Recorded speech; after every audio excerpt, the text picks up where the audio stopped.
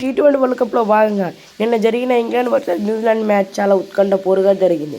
మ్యాచ్లో England last ఓవర్లో match finish చేశారు.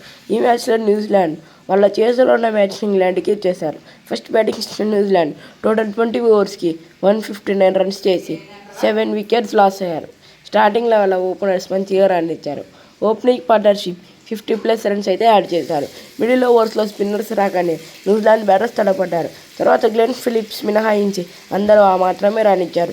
ఇంగ్లాండ్ స్పిన్నర్స్ మంచిగా రాణించి న్యూజిలాండ్ బ్యాటర్స్ని బాగా కట్టడి చేశారు. విల్ జాక్స్ 4 ఓవర్స్ చేసి 2 వికెట్స్ తీసుకున్నాడు. అలాగే ఆదిల్ రషీద్, రిహాన్ అహ్మద్ చెరో 2 వికెట్లు, లియాన్ డ్వాసన్ 1 వికెట్ తీసుకున్నాడు. వీళ్ళు తప్ప మిగతా ఏ బౌలర్కి వికెట్స్ రాలేదు. కెప్టెన్ హ్యారీ బ్రూక్ బౌలర్లని బాగా చేంజెస్ చేశాడు. మొత్తానికి లాస్ట్లో మిచెల్ శాంట్నర్ ఒక 6 కొట్టి ఇన్నింగ్స్ పూర్తి చేశాడు. సెకండ్ ఇన్నింగ్స్ ప్రారంభం అయ్యాక జాస్ బట్లర్ ఇంకా ఫిల్ సాల్ట్ అయితే ఇంగ్లాండ్కి ఓపెనింగ్ చేయడానికి బరిలో దిగారు. ఫస్ట్ ఓవర్లోనే ఫిల్ సాల్ట్ వికెట్ అయితే అందించాడు Matt Henry. Phil Salt wicket పడగానే సెకండ్ ఓవర్లోనే జాస్ బట్లర్ వికెట్ అయితే తీసుకున్నాడు లాకీ ఫెర్గ్యూసన్. స్టార్టింగ్ 2 ఓవర్స్లోనే 2 వికెట్స్ కోల్పోవడంతో ఇంగ్లాండ్ బ్యాటర్స్ మీద ప్రెజర్ పడింది. ప్రెజర్ సిచ్యువేషన్లో వాళ్ళ కెప్టెన్ హ్యారీ బ్రూక్ ఇంకా జాకబ్ బెథెల్ మంచిగా పార్ట్నర్షిప్ తీస్తుండగా గ్లెన్ ఫిలిప్స్ బౌలింగ్లో హ్యారీ బ్రూక్ వికెట్ పడింది. తర్వాత వెంటనే జాకబ్ బెథెల్ సచిన్ రవీంద్ర బౌలింగ్లో అవుట్ అయ్యాడు. దాని తర్వాత టామ్ బ్యాంటన్ ఇంకా శ్యామ్ కరణ్ మంచిగా ఆడుతున్న సమయంలో శ్యామ్ కరణ్ రవీంద్ర బౌలింగ్లో అవుట్ అయ్యాడు. దాని తర్వాత మళ్ళీ రవీంద్ర బౌలింగ్లో టామ్ బ్యాంటన్ కూడా అవుట్ అయ్యాడు. ఆల్మోస్ట్ మ్యాచ్ ఓడిపోయామనేటప్పుడు విల్ జాక్సన్, రిహాన్ అహ్మద్ మధ్య మ్యాచ్ ఫిట్టింగ్ పార్ట్నర్షిప్ వచ్చింది.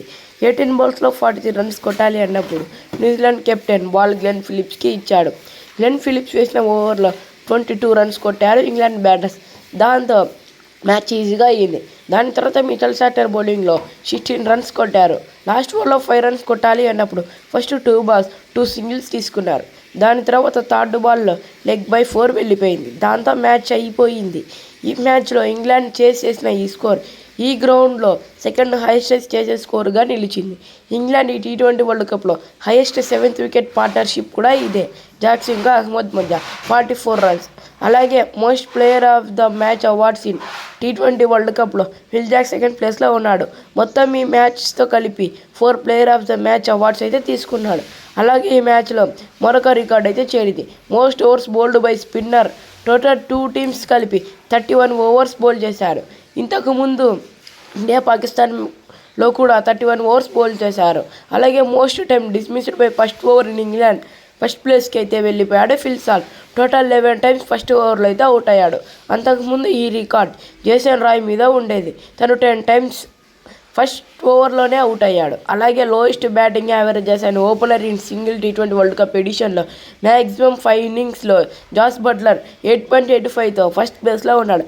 అలాగే మోస్ట్ డక్స్ ఫర్ ఇంగ్లాండ్ కూడా జాస్ బట్లరే ఫస్ట్ ప్లేస్లో ఉన్నాడు. టోటల్ 10 టైమ్ డక్స్ అయితే అవుట్ అయ్యాడు. అలాగే most over bowled by spinner. England 16 overs bowl చేసే న్యూజిలాండ్ 15 ఓవర్స్ బౌల్ చేశారు.